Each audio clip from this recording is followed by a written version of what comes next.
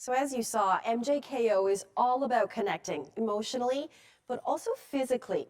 Given the pandemic precautions, the club isn't allowed to continue with its programs in the usual way. But I caught up with Miranda recently, and I wasn't surprised to learn they haven't stopped trying to keep their students engaged. It wasn't that long ago that we were all running around the gym, laughing and smiling, and who would have ever thought that this moment would come? I guess the good thing with us is we did transition online pretty quickly. So we're running about 18 classes a week, both like social meetups as well as actual boxing classes. Which it's interesting though, right? Because so much of what MJKO does is create a sense of belonging, and we're struggling as coaches to figure out like how do you create a sense of belonging online? What does that look Mm. like? How do you create a bully-free, safe space in a virtual world? So I think it's been interesting, and we created some like fun, social meetups, which are quite popular. For the workouts, to be honest, I'm not sure if the kids are working out with us or just watching me work out. And Jimmy and Sophia, I'm not sure, but I look at it, it's a win. Like if they're showing up, it's a win. How much of the feedback have you gotten from the students?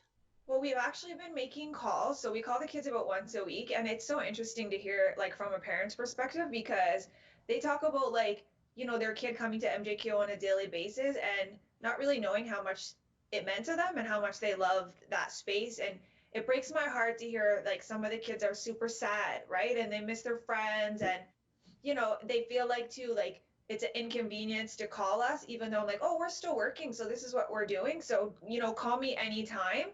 But I do think a lot of the kids now that we've paused, they have such a bigger appreciation for the space, for the coaches, for what like the MJKO family brings together. So it's been kind of interesting in that our most popular class now is on Wednesdays. It's called Win It Wednesday, and it's like an online trivia where sometimes we talk about the Parkdale community, sometimes we talk about animals or science, but the kids they like it's almost like they call in, so they request and then we keep score and every month we give out $20 cash.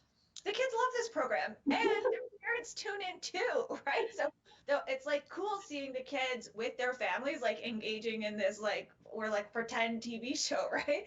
So now in trying to keep that going, I guess that's my sort of question where, and I think a lot of families would be forgiving to kind of go, okay, for now, like maybe MJKO needs to take a pause because they've got things to focus on too. But you didn't really do that. Like I get like goosebumps just thinking about it because the one thing that MJKO has done from like the very first class that I started in 2009 as an injured athlete up until today is to provide consistency and to love ourselves with all of our flaws. So it's okay to not, like I tell my staff all the time, and I try to tell myself, it's okay if the computer crashes. It's okay if the dogs start barking. It's okay if you look like a hot mess. It doesn't matter because the kids see your face. And kids, I mean, the best thing about young people is they just want love and they just want your time. So I think the coolest thing about this is you can give them that with all of the imperfections.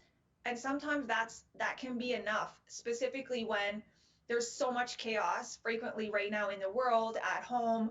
There's no sense of normal. So even if the normal is just seeing our face and hearing our voice, then for me as like the founder, it's a win